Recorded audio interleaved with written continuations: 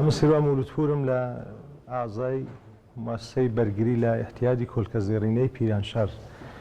مؤسسەی ئێمە لە ساڵی 86ەوە تەوەسوتی کۆمەڵێک لە معلمان و فەرهەنگیانی شاری دامەزراوە و الحەمدولله لەو ساڵەیەوە کە دەبێتە 15 ساڵ مرتبەمە بەرنامەهایەکمان لە سەتای شاریدا هەبوو و توانیمانە جەمعێکی زۆر لە هاوشاریانمان ئامۆزش دەین و ئاگاهسازیان لە موردیدا بەرگوزار کەین نسبەت بە موادی مخدر و احتیاط.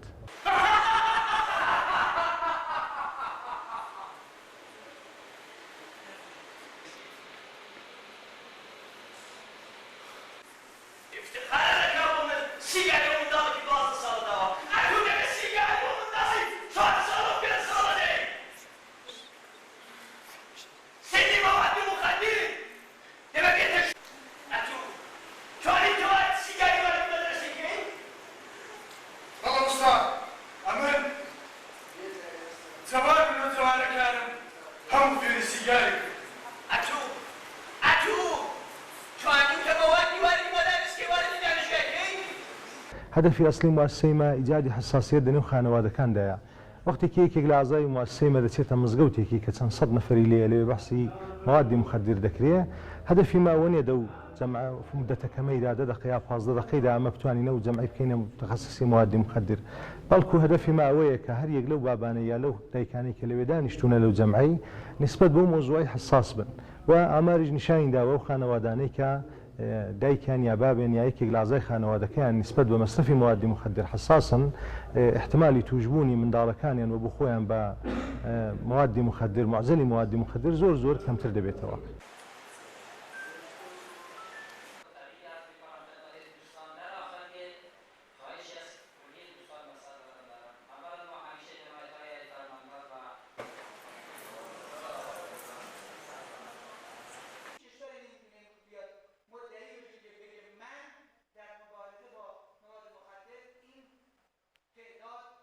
شۆڕشی نەسیرم لەدایک بووی شاری کیمیایی بارانی سەربەشت و دانیشتووی شاری شنۆ، شاری جێلاس، شاری قارمانان.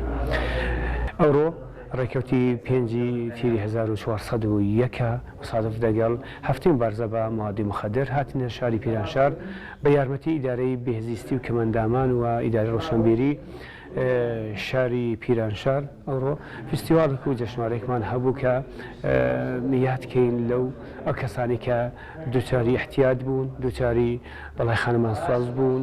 ئەمە دەبێت لێرە ئاگادار بین. هاتمەڕۆ بە چەندانە وێنە و نەقاشی و کاریکاتۆر لە بەشی احتیاطدا هاتم ئیسباتم کرد کە بە کاریکاتۆر و بە نەقاشە و بە وێنەش دەتوانین ئەو ماڵانە لەو مشکلاتی بین دەرێ و ئایا جەماعەتیش ئاگادارکەینەوە.